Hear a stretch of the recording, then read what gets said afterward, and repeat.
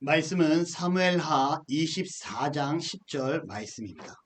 사무엘하 24장 10절 말씀. 제가 봉독하여 드립니다. 다윗이 백성을 조사한 후에 그의 마음에 자책하고 다윗이 여호와께로 아뢰되 내가 이 일을 행함으로 큰 죄를 범하였나이다. 여호와여 이제 간구하옵나니 종이 죄를 사하여 주옵소서. 내가 심히 미련하게 행하였나이다 하니라. 아멘. 2930대 1의 경쟁력을 뚫은 한 사람의 후반부에 대해서 오늘 말씀을 드리려고 합니다. 이 사람은 누굴까요? 다윗. 성지 3달란트 드립니다. 2930대 1. 이 2930이라는 숫자는요, 성경에 기록된 인물의 숫자입니다. 그리고 이 성경에 기록된 인물의 숫자를 어떻게 구분 짓느냐에 따라서 1800명이 되기도 하고 2000명이 넘어가기도 하고 3000명 가까이 되기도 합니다.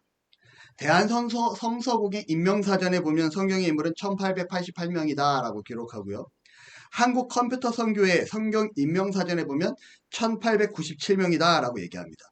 또한 스펄전 성경 인물 설교에 보면 거기에는 오늘 제가 말씀드린 것처럼 2930명이다 라고 얘기를 하죠. 성경을 바라보는 족보에 기록된 사람들도 그의 일대기는 기록되지 아니하는 사람들도 인물에 포함되어야 하는가? 아니면 이름은 나오지 않았지만 등장한 사람들도 인물에 포함되어야 하는가? 이런 기준에 따라서 대략 1800명에서 3000명의 사람들이 성경에 등장을 한다라고 얘기를 합니다. 여러분, 이 숫자가 그렇게 중요한 것 같지는 않아요. 제가 말씀드리고자 하는 것은 2000명이든 3000명이든 2000대 1이든 3000대 1이든 어마어마한 경쟁력이다라는 것을 말씀드리고 싶습니다. 다윗은요, 이러한 경쟁력을 뚫고 그 단 한 사람이 되었다는 것이에요. 여러분, 다윗은 어떠한 경쟁력을 뚫었을까요? 어떠한 경쟁력을 뚫었기에 그는 그 한 사람이 될 수 있었을까요? 성경은 이렇게 기록합니다. 사도행전 13장 22절에 다윗을 왕으로 세우시고 증언하여 이르시되 내가 이새의 아들 다윗을 만나니 내 마음에 맞는 사람이라 내 뜻을 다 이루리라 하시더니. 여러분, 성경은요, 다윗을 가리켜서 내 마음에 맞는 사람이다 라고 기록합니다. 성경에는요, 내 마음에 맞는 사람이다 라는 기록이 기록된 사람이 그러면 몇 명 있을까요? 그렇죠. 단 한 명만 내 마음에 맞는 사람이다 라고 성경은 기록합니다. 하나님께서 수많은 사람들 중에 다윗만큼은 내 마음에 맞았던 사람이었다 라고 얘기합니다. 그래서 제가 2930대 1의 경쟁력을 뚫은 자가 바로 하나님의 마음에 들었던 다윗입니다 라고 말씀을 드리고 싶었다라는 거죠. 여러분, 누군가의 마음에 맞는다라는 거 절대 쉽지 않습니다. 세상에는요, 그 누군가에게 맞는 사람이 되기 위해서 그 마음에 들기 위해서 수단과 방법을 가리지 않습니다. 제가 전에 다니던 직장이에요. 그 직장 다니던 한 분이 계십니다. 저의 직장은요, 영업을 병행한, 그리고 이 영업과 수금까지 병행한 영업직이었습니다. 그런데 이 한 분은요, 꼭 수금일이 되면 사장님이 오실 때까지 기다립니다. 그리고 사장님이 기소하면, 사장님이 회사에 들어오면 꼭 사장님 앞에서 자신이 수금한 돈을 꺼내 수금한 액수를 세기 시작을 해요. 그런데 저희 회사가 돈 세는 기기가 있습니다. 돈다발을 얹으려면 짜라라락 은행처럼 돈을 세요. 근데 이분은요, 꼭 사장님이 올 때를 기다렸다 손으로 돈을 셉니다. 그 당시만 해도 계좌, 오늘날에는 무조건 계좌이체죠. 근데 그 당시만 해도 현금 거래가 많았어요. 20년 전이니까요. 현금을 그 세는 모습을 봅니다. 그럼 옆에서 쟤는 꼭 사장님만 오면 돈을 세기 시작을 해. 그리고 회사에서 종종 회식을 하는데 회식을 하면 이분이 어떻게 하냐, 절대적으로 사장님 옆자리는 이분 자리입니다. 절대 그 자리를 빼앗기지 않아요. 여러분, 이분이 왜 그랬을까요? 이유는 간단합니다. 회사의 대표라는 그 사장의 마음에 들기 위해 이 사람 나름대로의 방법으로 수고하는 모습이었다라는 거죠. 이분이 이 땅을 살아가는 방편 중에 하나였습니다. 자, 이분은 사장의 마음에 들기 위해 그러한 노력을 합니다. 오늘 다윗은요, 하나님의 마음에 들게 됩니다. 그리고 그 하나님의 마음에 들었던 다윗을 통해 하나님은 하나님의 계획을 이루어 가시게 되죠. 그렇다면 어떠한 부분이 하나님의 마음에 들었을까요? 우리가 지금 사무엘 상하를 보고 있습니다. 첫 사무엘서를 언제 봤는지 기억하십니까, 여러분? 시간이 벌써 꽤 흘렀습니다. 작년 12월 둘째 주부터 사무엘상 1장의 말씀을 보기 시작을 합니다. 자, 여러분, 사무엘상의 모습을 보고 사무엘하를 보면서 다윗이 얼마나 하나님 중심으로 살아가는지 정말 열심히 설교합니다. 하나님이 기름 부음을 받았던 사울왕, 그를 보며 그가 불합리한 그러한 모습을 당함에도 불구하고 다윗은요, 사울왕을 향해 하나님이 기름 부은 자다라는 이유로 인해 하나님의 인도하심을 기대하고 참고 견디는 모습을 보게 됩니다. 블레셋 장군이었던 골리앗의 모습을 보고 그가 이스라엘 군대를 모욕하자 하나님의 군대를 어찌 모욕할 수 있느냐라며 나는 만군의 여호와의 이름으로 내게 나아가노라라고 돌을 던져 그를 죽이게 되는 그러한 전투의 장면도 우리가 말씀을 통해 보게 됩니다. 여러분, 이 외에도 정말 많은 모습들이 다윗으로 하여금 훌륭한 왕으로 서게 되는 모습임을 우리는 말씀을 통해 배웁니다. 그런데 여러분, 오늘 말씀 제목이 뭡니까? 한번 같이 읽습니다. 시작. 그도 사람이었다. 그러나 달랐다. 그도 사람이었다. 뭔가 상당히 부정적인 단어 아닙니까? 성경적으로 봤을 땐 부정적인 단어입니다. 인간의 연약성을 나타내는 제목이에요. 그런데 그 밑에 있는 내용이 뭡니까? 그럼에도 불구하고 그는 어땠다? 달랐다 라고 성경은, 제가 오늘 말씀의 주제를 잡고 말씀을 드리고자 합니다.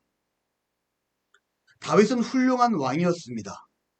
정말 이스라엘 백성들이 모두가 추앙하는 능력의 사람이었습니다. 군대 장관 때부터 이미 다윗은 만만이요 사울은 천천히로다 할 정도로 이스라엘의 엄청난 인기를 누리고 있었던 훌륭한 왕이었다라는 거죠. 그런데 그런 훌륭한 다윗도 죄 앞에서는 당당하지 못했다라는 거예요. 다윗의 모습을 보며 사람이 죄 짓는 것은 당연한 것이야 라고 생각하지 않기를 바랍니다. 다윗이 지은 이 죄를 통해 그가 그 범죄 위에 어떻게 행하였고 그가 어떻게 하나님 앞에 합당한 사람이 되어가는지, 어떻게 하나님 앞에 마음에 드는 사람이 되어져 갔는지 한번 오늘 말씀을 통해 나눠보려 합니다. 이스라엘은 주변 국가들 중에서 아주 강력한 국가, 지난번에 말씀드린 것처럼 패권 국가가 되게 됩니다. 아마 지금의 미국이라는 국가처럼 아주 힘이 있는 국가였지 않나라고 생각이 듭니다. 현재 트럼프의 관세 정책으로 인해서 전 세계가 혼란에 빠진 가운데 그만큼 영향력 있는 국가였지 않았을까라고 판단을 합니다. 이러한 나라의 왕, 패권 국가의 절대적인 권력을 지닌 왕이 된 다윗이 그 정상의 자리에서 실수를 하기 시작합니다. 무엇입니까? 이스라엘은 왕정 통치이기도 하지만 그 이면에는 어떠한 통치가 있었습니까? 신정 통치가 있었다라는 거죠. 다시 말하면 하나님의 인도하신 가운데 이스라엘은 유지되어야 했고, 하나님의 인도하신 가운데 이스라엘은 정대적인 국가가 되어야 했었다라는 겁니다. 그런데 그러한 신정 통치의 국가에서 다윗은요, 지난번 말씀처럼 전쟁 가운데 어떠한 일을 벌입니까? 전쟁에 나아가지 아니하고 그가 침상에 일어나 한적히 옥상을 거닐다 우리아의 아내를 보고 그의 모습에 반해 그 아내를 데리고와 동침하고 이 아내가 이 여성이 임신했다는 사실을 알고 이 사실을 덮기 위해 어떻게 합니까? 그의 남편이었던 우리아 장군을 죽이게 합니다. 여러분, 이 일은요 아주 은밀하게 꾸며지고 왕위의 권력으로 아무도 모르게 덮으려 했습니다. 그런데 세상은 몰랐지만 우리 하나님, 살아계신 하나님은 알고 계셨다라는 거죠. 사무엘하 11장 27절 함께 읽습니다. 시작. 그 장례를 마침에 다윗이 사람을 보내 그를 왕궁으로 데려오니 그가 그의 아내가 되어 그에게 아들을 낳으니라. 다윗이 행한 그 일이 여호와 보시기에 악하였더라. 그 장례를 마침에, 여기서 말하는 장례는 우리아의 장례입니다. 다윗이 사람을 보내 그를 왕궁으로 데려옵니다. 누굽니까? 우리아의 아내였던 밧세바를 데려옵니다. 그리고 밧세바가 어떻게 됩니까? 다윗의 아내가 되어 그의 아들을 낳게 되죠. 그리고 이 모든 것들이 하나님 보시기에 어떠했다 성경은 기록합니까? 악했다라고 성경은 기록하고 있다라는 거죠. 여러분, 다윗의 모습은 하나님 보시기에 너무나 악했습니다. 그리고 하나님은 당시의 선지자였던 나단을 통해 다윗을 꾸짖기 시작합니다. 부자와 가난한 자가 있습니다. 그리고 이 가난한 자에게는 자신의 딸처럼 여기는 아주 사랑스러운 염소 한 마리가 있었는데, 이 부자는 자신에게 온 손님에게 대접을 하기 위해 이 염소를 빼앗고 이 염소를 가지고 그에게 음식을 대접하였습니다. 이 소식을 들은 다윗 왕은요, 이렇게 얘기합니다. 여호와의 살아계심을 두고 맹세하노니 이 일을 행한 그 사람은 마땅히 죽을지라. 그가 불쌍히 여기지 아니하고 이런 일을 행하였으니 양새끼를 4배나 갚아 주어야 하리라 한지라 라고 얘기합니다. 그러자 하나님의 말씀을 듣고 하나님 앞에서 다윗에게 나아갔던 나단 선지자가 이렇게 말합니다. 뭐라고 말합니까? 당신이 그 사람이라. 나단 선지자의 이 불같은 말에, 이 나단 선지자의 이 말도 안 되는, 자신의 있는 것을 냅두고 남에게 하나밖에 없는 것을 빼앗아 그걸 남에게 대접한 이 모렴치한 자를 죽여야 할지니라는 이 말에 나단 선지자는 외칩니다. 바로 당신입니다.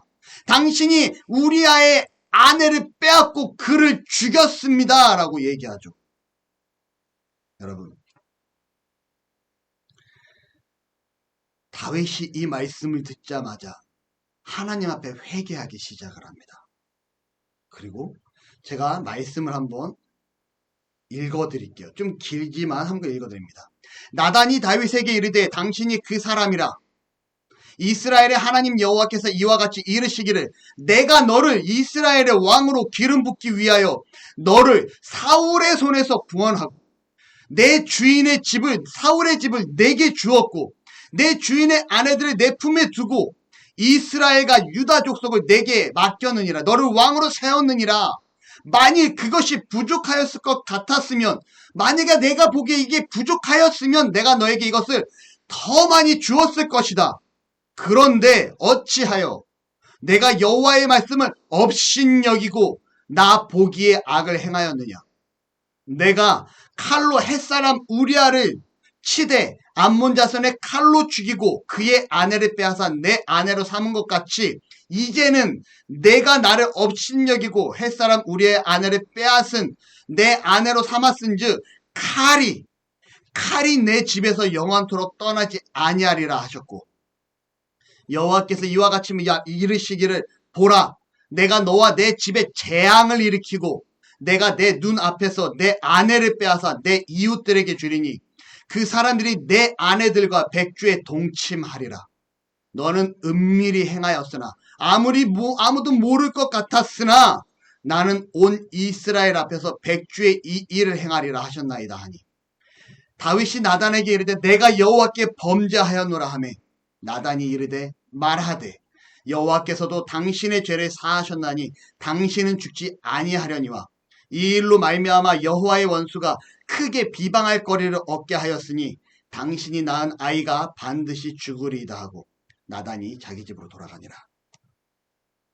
여러분, 다윗의 이 밧세바 사건으로 인하여 어떻게 됩니까? 그는 하나님으로부터 징계를 받게 됩니다. 그리고 이 징계를 받게 된 다윗은 하나님 앞에 철저하게 회개하고 기도하기 시작을 하는데요.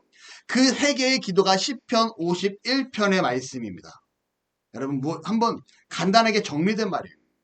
시편 51편의 말씀을 보면 주의 얼굴을 내 죄에서 돌이키시고 내 모든 죄악을 지워주소서. 나를 외면하지 말아주시기 원합니다. 하나님이여 내 속에 깨끗한 마음을 다시금 만들어주시기 바랍니다. 내 안에 정직한 영을 새롭게 하여 주시기를 바랍니다. 하나님, 나를 절대 쫓아내지 마시고 하나님이 허락한 그 성령의 내 인도하심을 내게서 거두어가지 말기를 바랍니다. 하나님, 내가 이 죄로 말미암아 하나님이 허락한 그 기쁨, 구원의 즐거움에서 다시금 벗어나지 않도록 그 즐거움을 다시금 기뻐하며 회복하기를 원합니다라고 철저하게 눈물로 기도하는 다윗의 모습을 보게 됩니다. 여러분, 주 안에서 행복하십니까? 아멘. 여러분, 구원의 기쁨을 아는 자는 참된 기쁨과 즐거움이 있습니다. 세상의 풍파와 고통과 어려움 가운데 견딜 수 있는 감사가 있습니다. 그랬기에 다윗은 어렵고 험난한 도망자 생활을 하면서도 사울의 죽임 앞에서도 그는 기뻐할 수 있었고요. 그는 블레셋 진영에 숨어서 자신의 신분을 정말 위장하면서까지 살아가면서 불구하고 그는 기뻐하는 삶을 살 수 있었습니다. 왜요? 하나님의 구원의 기쁨이 있었다라는 거죠. 그럼 그가 하나님 앞에 범죄하자 오늘 뭐라고 얘기합니까? 그 구원의 즐거움을 다시금 회복시켜 주시기 바랍니다. 내가 사랑하는 엄마 아빠 앞에서 내가 잘못하면 엄마 아빠를 사랑하고 엄마 아빠 앞에서 마냥 행복할 수 있는데 부모 앞에서 마냥 행복할 수 있는 내가 잘못함을 인해 부모님을 바라보는 것마저 불안하게 느껴집니다. 왜요? 내가 잘못했기 때문에. 혹여나 혼날까봐. 그러자 그 사랑하는 부모를 바라보는 게 즐거움이 아니라 혼날까봐 두려움으로 다가온다라는 거죠. 오늘 다윗은 뭐라고 얘기합니까? 하나님, 나에게 구원의 즐거움을 회복시켜 주시기 바랍니다. 이러한 모습이 바로 다윗이 하나님 마음에 맞는 사람이 되는 비결이었습니다. 죄라는 것은 당위성을 가질 수 없어요. 죄를 짓고서 나는 본래 죄인으로 태어났잖아. 우리에겐 원죄가 있잖아. 성경도 사람은 태어날 때부터 죄인이라고 얘기하잖아요. 그러니까 내가 죄인인 거지. 본래 사람은 연약한 존재야. 그래서 예수님이 오신 거 아니야? 어차피 회개하면 되는 거 아니야? 한번 죄 짓고 회개하면 끝나는 거 아니야? 여러분, 절대적으로 말씀드립니다. 죄에 대해서는 이러한 자세가 있어서 안 됨을 기억하시기 바랍니다. 죄지음 앞에는 절대적인 철저한 회개가 뒤따라야 된다라는 거죠. 오늘 다윗과 같은 회개가 있어야 됩니다. 오늘 설교를 준비하면서 많은 고민을 합니다. 내가 알던 다윗은 성군 다윗인데, 그는 철저하게 하나님 앞에 섰던 사람인데, 그는 누가 뭐라 해도 하나님 중심의 사람이었는데 왜 그의 후반부는 고달프고 제 앞에서 무너지고 죄인된 모습이 드러날까? 제가 이 말씀이 풀리지가 않아요. 그래서 지난 2주간 솔직히 말씀드리면 어린이 주간도 있었고 다양한 이슈도 있었지만 이 말씀이 제 안에서 해결이 되지 않으니까 제가 설교를 못합니다. 제가 2주 동안 거의 3주간 넘게 이 말씀을 계속 봐요. 하나님 도대체 무엇을 말씀하시는지 이해가 안 갑니다. 왜 내가 알던 그 훌륭한 다윗이 왜 이런 죄에 빠져야 되고 왜 이러한 모습으로 성경에 드러나야 됩니까? 여전히 하나님 마음에 합당하다고 했던 그 마음에 들었다고 했던 그 다윗이 왜 이러한 삶을 살아갑니까? 제 스스로 기도합니다. 하나님 도대체 왜요? 그리고 깨닫죠. 여러분, 결론은요. 그의 삶도 우리에게 분명한 본이 되기 때문입니다. 그 본은 무엇입니까? 그가 범죄한 이후에 그는 어떻게 합니까? 하나님 앞에 침상을 눈물로 적시는 철저한 회개가 그의 삶에 수반되었다라는 겁니다. 다시 말하면 비록 인간인지라 범죄하였을지언정 그 범죄하고 다시는 이 죄를 범하지 않기 위해서 철저하게 회개하고 하나님 중심으로 돌아선 자였다라는 거죠. 그는 밧세바 사건 이후로 동일한 범죄를 지었다라는 기록이 성경에 기록되지 않습니다. 여러분, 이러한 다윗의 회개가 있자 하나님께서는 다윗을 통하여 여전히 하나님의 계획을 이루어 가심을 보게 됩니다. 그런데 여러분, 한번 생각해 보자고요. 회개만 하면 다 해결될까요? 하나님은 회개한 다윗을 용서하셨고 다윗의 왕위를 통하여 여전히 이스라엘의 왕권을 유지시키겠다라고 약속하셨습니다. 그러면 하나님이 용서하시고 끝났을까요? 아니요. 하나님께서는 진노하셨습니다. 그 행위가 하나님 보시기에 너무나 악했다라는 거죠. 하나님께서 뭐라고 말씀하십니까? 나단 선지자를 통해서 말합니다.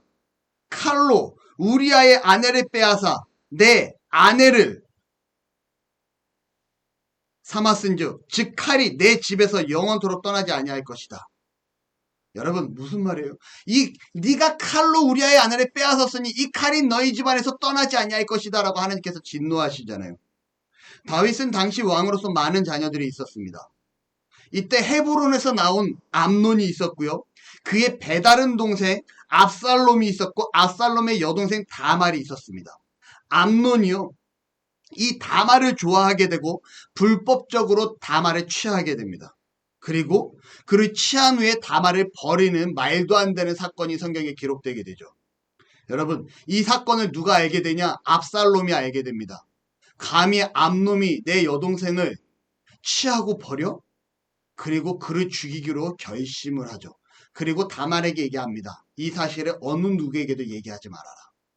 시간이 흘러 양의 털을 깎는 시기라고 하는데 양의 털을 깎는 시기는 이스라엘의 축제의 날과 같은 날입니다. 그동안 준비했던 것을 수확하는 것과 같은 날이에요. 이 잔칫날 다윗 왕에게 요청을 하여 형제들은 모두 압살롬이 초청을 하게 됩니다. 그리고 여러분 어떤 일이 벌어지는지 아십니까? 그의 형이었던 암논을 칼로 찔러 죽이는 사건이 드러납니다. 그리고 다윗의 자녀들이 놀라 풍지박 도망하는 그러한 사건이 성경에 기록되죠. 안타깝지만 칼이 떠나지 아니하는 다윗 자녀들의 모습을 보게 됩니다. 그리고 또 한 성경에 기록되기를 여호와께서 또 이와 같이 이르시기를 보아 너와 내가 내 집에 재앙을 일으키고 내가 내 눈 앞에서 내 아내를 빼앗아 내 이웃들에게 주리니 그 사람들이 내 아내들과 더불어 백주에 동침하리라. 훗날 이 압살롬이요 헤브론으로 도망을 갔다 다시 이스라엘로 예루살렘으로 돌아오게 됩니다. 그리고 예루살렘으로 돌아온 이 압살롬이 무엇을 준비합니까? 반역을 준비하기 시작을 해요. 그리고 이 반역에 성공합니다. 문제는요, 이 반역에 성공하자, 쿠데타에 성공하자 다윗과 함께 했던 수많은 사람들이 어떻게 하는지 아십니까? 압살롬을 피해 예루살렘을 떠나 도망하기 시작을 합니다. 이때 압살롬의 전략가였던 아히도벨이라는 이 전략가가 이렇게 얘기하죠. 왕이시여, 압살롬에게 하는 말입니다. 당신의 왕이었던 자가 그의 첩 10명을 놔두고 도망하였습니다. 당신의 왕위를 굳건히 하기 위하여 저 첩들을 취하십시오라는 얘기를 합니다. 그리고 압살롬은 왕위의 첩이었던 이 10명과 동침하게 되므로 더 자신의 왕권을 강화해가는 모습이 성경에 기록되게 됩니다. 여러분 무엇입니까? 다윗은 한 번의 범죄였지만 하나님은 이 범죄를 그냥 넘기지 않았다라는 거예요.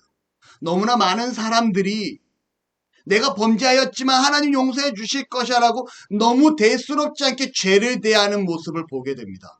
하지만 오늘 다윗의 모습을 보면요. 다윗의 그 밧세바 사건으로 인하여 그는 어떠한 삶을 살게 됩니까? 그의 후반부의 기록이 이렇게 암울하고 침울한 인생을 살아가게 됩니다. 제가 생각해봐요. 그가 범죄하지 않았다라면 그의 인생이 얼마나 멋졌을까, 얼마나 화려했을까라고 생각을 해보게 됩니다. 그는 철저히 회개했지만 죄의 결과는 역사를 통해 증명됩니다. 다윗은 그럼에도 불구하고 하나님을 원망하지 않아요. 자신의 철저한 회개가 수반되자 자신에게 주어진 이 징계를 온전히 받아들이는 모습을 보게 됩니다.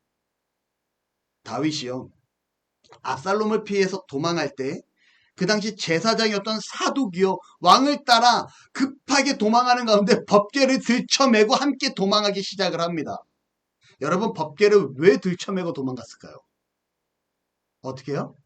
중요하니까. 여러분 과거에 법궤가 먼저 선방에 서잖아요. 전쟁에 나아가면 이 법궤가 먼저 나아가잖아요. 무엇입니까? 함께 하시는 하나님, 선봉장 대신 하나님을 나타내잖아요. 이 사도군요 제사장으로서 이 법궤가 함께 할 때 하나님은 분명히 압살롬의 반역에서 다윗을 승리케 하실 것이다라는 믿음으로 하나님의 임재의 상징인 법궤를 들고 뛰기 시작을 합니다. 그런데 정말 놀라운 사실은요, 이때 다윗은요 이렇게 고백합니다. 왕이 사독에게 이르되 보라, 하나님의 괴를 성읍으로 도로 메어가라. 만일 여호와 앞에서 은혜를 입으면 도로 나를 인도하사 내가 그 괴와 그 계신들을 보이시리라. 여러분, 무슨 말입니까?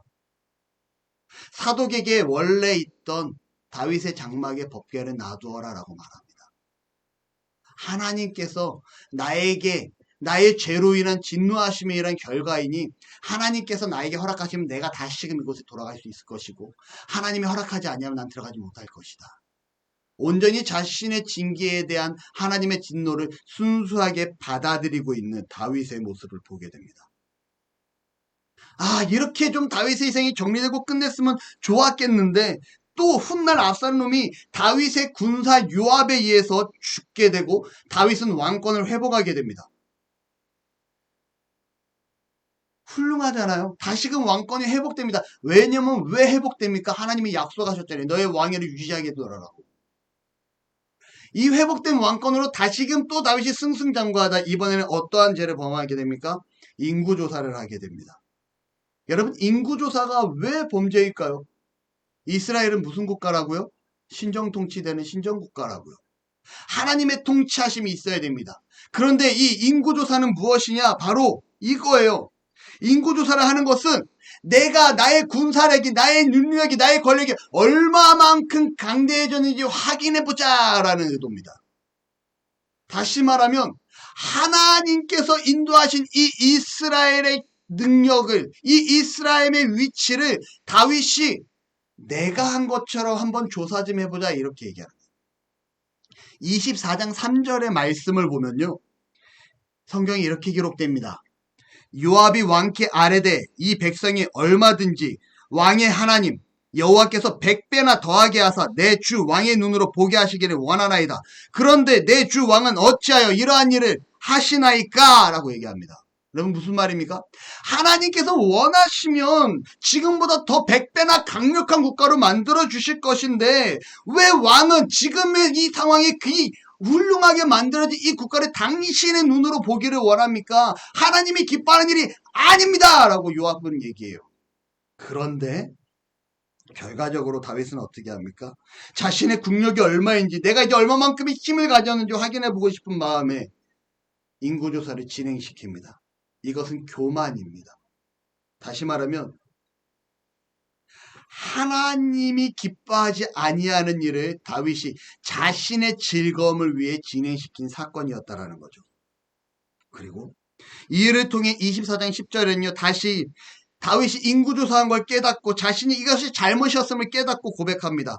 다윗이 백성을 조사한 후에 그의 마음에 자책하고 다윗이 여호와께 아뢰되 내가 이 일을 행함으로 큰 죄를 범하였나이다. 여호와여, 이제 간구하옵나니 종의 죄를 사하여 주옵소서. 내가 심히 미련하게 행하였나이다 하니라. 여러분, 인간의 욕망과 죄인됨은 쉽게 사라지지 않는 것 같습니다. 우리에게 조금이라도 빈틈이 보이기 시작하면 어떻게 해서든지 사탄이 하나님과의 관계를 망가뜨리기 위해 수단과 방법을 가리지 않는 것 같습니다. 왕권이 회복되고 그가 다시금 안정된 생활을 누리자 다윗이 어떻게 합니까? 인구조사를 하게 되고 하나님을 의지하는 것이 아닌 자신의 왕권의 힘을 드러내고자 하는 모습을 보이게 됩니다. 다시 말하면 신정통치하에 있는 이스라엘을 자신의 것으로 소유하려고 하는, 하나님의 것을 자신의 것으로 만들려고 하는, 하나님의 것이 하나님의 것이 인정하지 않으려 하는 모습에서 시작된 교만의 결과였다라는 거죠. 그는 결과적으로 깨닫습니다. 그리고 또 철저하게 하나님 앞에 회개하는 모습을 보게 되죠. 이로 인해 하나님은 진노하시게 되고요. 이스라엘의 전염병이 돌게 되고 7만 명이나 되는 사람들이 죽임을 당하게 됩니다. 이 모습을 본 다윗은요, 24장 17절에 다윗이 백성을 치는 천사를 보고 여호와께 이르어 아뢰되, 전염병을 옮기는 그 천사를 보고 여호와께 이르어 아뢰되 나는 범죄하였습니다. 나는 악을 행하였습니다. 이 약무리는 무엇을 행하였습니까? 이 백성들이 무엇을 잘못하였습니까? 하나님 바라고 원하건대 주의 손으로 나와 내 아버지를 치소서. 이 철저한 회개로 하나님은 이번에는 갓 선지자를 보내시게 되고 아리우나의 타작마당에 제단을 쌓고 하나님 앞에 제사를 드리라 라고 명령하시게 됩니다.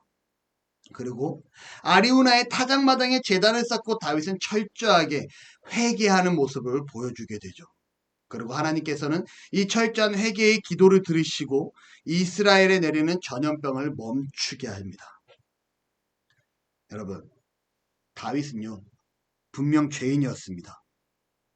그 범죄로 인해 수많은 사건과 사고를 일으키게 됩니다. 그는 철저한 회개로 하나님의 마음에 맞는 사람이었지만 그는 죄인이었다라는 거예요. 그럼에도 불구하고 그는 달랐다라는 겁니다. 그의 어떠한 점이 다릅니까? 하나님 앞에 철저한 회개로 돌아서는 믿음의 사람. 그럼에도 불구하고 하나님 중심의 사람이었다라는 거죠. 질문해 보도록 합니다. 여러분들은 얼마나 하나님 마음에 맞는 사람입니까? 얼마나 하나님 중심으로 살기 위해 노력하십니까? 알고 범하든 모르고 범하든 하나님 앞에 범죄한 후에 얼마나 철저하게 회개하십니까? 다윗과 같은 회개의 사람이 되시기를 축원합니다. 놀라운 사실은요, 이 아리우나의 타작마당에 제단을 쌓고 회개한 그 자리, 하나님께서 다윗의 죄를 용서한 그 자리가 훗날 예루살렘 성전으로 건축되어지게 됩니다. 다시 말하면요, 이 예루살렘 성전에 하나님의 법궤가 안치되게 되고요. 이걸 다시금 표현하면 하나님 앞에 철저한 회개의 장소가 하나님의 임재의 장소로 바뀌어지게 됩니다. 아멘. 우리가 철저하게 회개하고 하나님 앞에 서게 될 때 그곳이 하나님이 함께하는 자리임을 기억하시기를 바랍니다. 우리도 사람입니다. 연약하고 부족한 자들입니다. 하지만 다윗처럼 다른 자들이 되기를 바랍니다. 하나님 앞에 철저한 회개를 통하여 하나님의 중심의 삶을 살아가는, 하나님과 동행하는 삶을 살아가는 그러한 은혜가 있기를 축원합니다. 아멘. 기도하겠습니다. 하나님 사랑합니다. 하나님 고맙습니다. 우리를 사랑하시고 다윗의 삶을 통하여 회개가 얼마나 중요한지, 범죄함이 얼마나 하나님 앞에 위험한지 우리가 깨닫게 됩니다. 우리가 죄를 대함에 있어 가볍게 여기지 아니하게 하시고 하나님 앞에 철저히 회개하며 하나님 중심의 삶으로 하나님과 동행의 삶을 살길 원하오니 하나님 도우시고 인도하시고 함께하여 주옵소서. 예수님의 이름으로 기도합니다. 아멘.